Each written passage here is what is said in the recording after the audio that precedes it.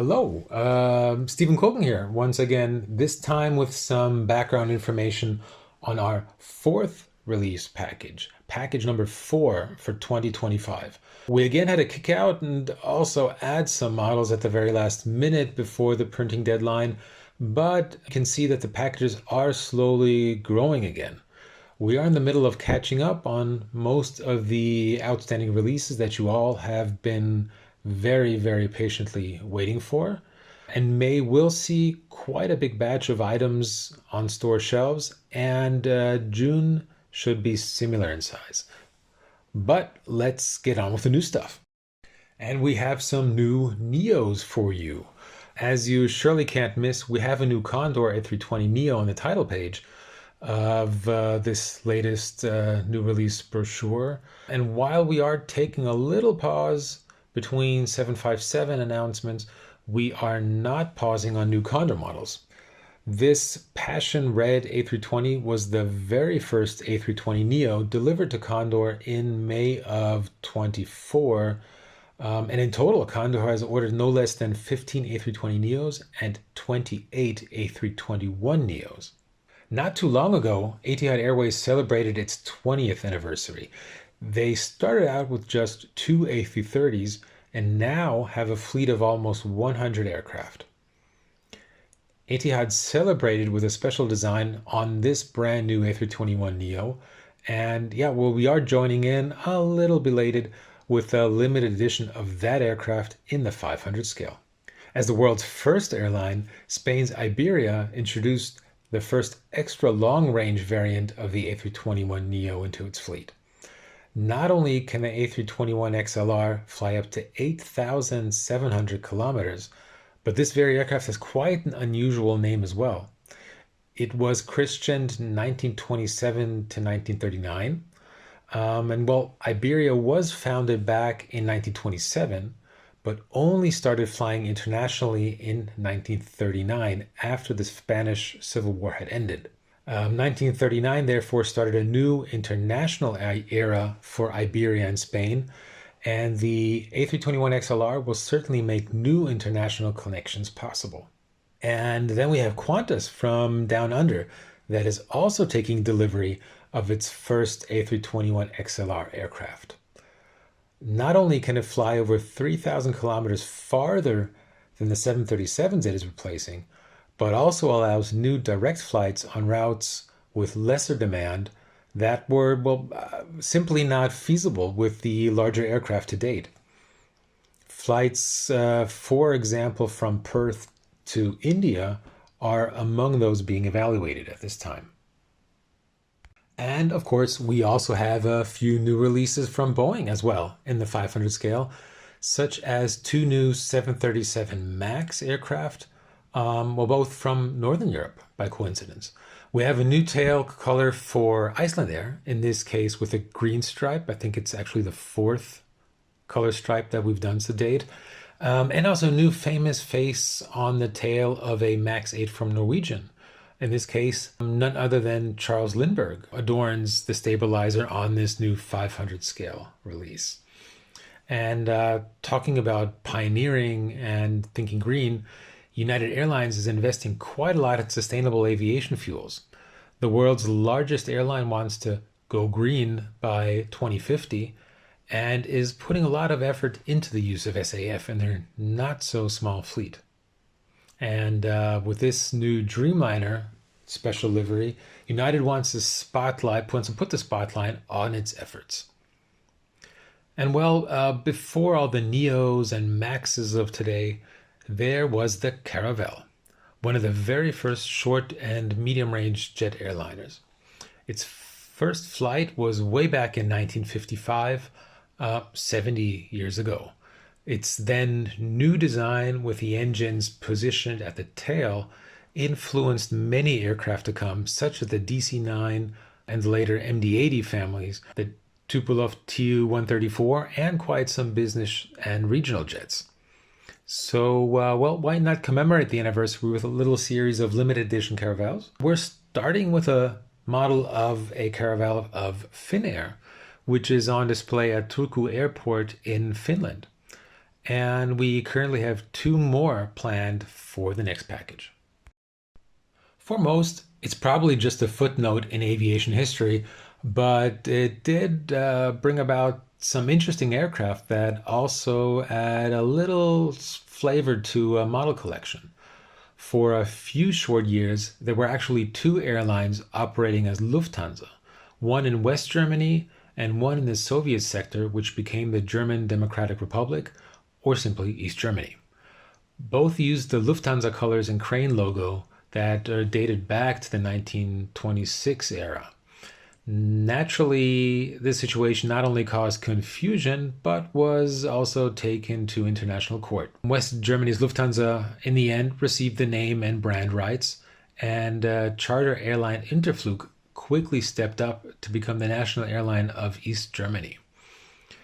DMSTA was the first IL-18 delivered to the then Deutsche Lufthansa and is shown here in her original Lufthansa colors. If you happen to be in the Leipzig area, she has been restored and is on display at Leipzig-Halle Airport. And we have another anniversary for you. For 100 years now, the Goodyear blimp has been a well-known sight in the skies. It all started back in 1925 with the Pilgrim. She was the first commercial airship flown using helium. The Pilgrim, and especially her successors, initiated the use of blimps for public relations and later on for live TV broadcasting, especially for sport events such as the NFL Super Bowl, baseball's World Series, or the Olympics. We're celebrating the centenary with Goodyear with a model of Wingfoot 1. She was the first of 3 airships not built by Goodyear, but rather manufactured by Zeppelin in Germany and delivered to Wingfoot Lake Airship Hangar in Ohio. Pan Am's claim to fame in the jet era of the 1960s was greatly built upon the introduction of the Boeing 707 Intercontinental. Improvements on the wing, avionics, structure, and also new engines made it possible for Pan Am to fly longer distances nonstop. Jet Clipper Fleetwing was the 4th of 20 JT4 powered 707s and entered service in 1959. Clipper Fleetwing had a small special livery feature. Shortly before she was retired in 1970, she was one of just a few of the original 707-320s that received the slightly modernized livery introduced in parallel to the delivery of the first 707 jumbo jets. Up until then, Pan American was written pretty much centered on the fuselage sides, and now the titles were shortened to only Pan Am and moved forward. So this 3rd edition of a Pan Am 707 Intercontinental in the 200 scale not only has a different name and end number, but each edition to date was also a little variation of the one before. We had one edition with the original short stabilizer and without the ventral fin. Then we had a version with a later tall stabilizer and with the ventral fin.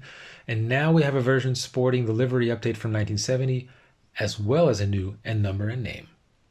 From the blues of Lufthansa, Goodyear, and Pan Am, this new package also has some less visible releases in store for fans of the military aviation side of flying. Not only does this latest Japanese F-35 have one of the more colorful schemes you will find on any F-35, but the stylized eagle of the 302nd Squadron includes a hidden reference to the squadron's unit number. The wing has 3 feathers, the tail has the shape of a 0, and the eagle has 2 legs. Makes 302. There are only 2 active units remaining in Germany that are equipped with a Pavia Tornado fighter bomber, whereas the 32nd Wing uses the Tornado mainly in electronic combat and reconnaissance. The 33rd Wing has 2 unique roles inside the German Air Force, delivering nuclear weapons and utilizing the long-range Taurus cruise missile. This 200 scale model is equipped with 2 of these Swedish-German standoff weapons. We also add a little something to our Black Dragon Lady. The U-2 has been around for quite some time. Actually, the first aircraft were put into service way back in 1956, almost 70 years ago. Today's U-2s are much larger and capable, and their capabilities are constantly being improved. The large dome on top of the U-2's spine is a satellite communication system known as Senior Span. The pod is fitted to send intelligence data collected by the U-2 sensors via satellite link to all corners of the globe without delay. Last but not least, for our 200 scale announcements, we have two new Ukrainian models from Ukraine. One being the IL-76 of the Ukrainian Air Force. Just a quick note about the colors. Something that can barely be seen on the model image is that the belly and lower half of the engines is in a lighter gray tone than the rest of the aircraft. The two gray tones are there on the sample, but during production we are lightening up the lower gray color a little bit, as well as adding some smaller decoration details. The other new item being the quite unique looking Antonov 72 with its engine sitting on top and well in front of the main wing. It makes use of the Coanda effect that creates more lift and enables the AN-72 to take off and land from shorter airstrips. This model as well will also see some improvements on the decoration, and the most visible difference will be that the series aircraft will be in a matte finish. So I guess that just about wraps it up for this new releases package. You can find background information on all new releases on our website at herpa.de. Oh, and don't forget our annual open house day on Saturday, July 5. If you have a chance, hop on by to our little town of Dietenhofen and enjoy the day with a factory tour, some model specials, lots of trucks. Sadly, if I may add, no airplanes on display. We're working on it. And of course, we'll be there, your Herpa Wings team. We'll be there, of course, as well, and look forward to seeing and chatting with you. Until then, take care. Your Stephan Külgen.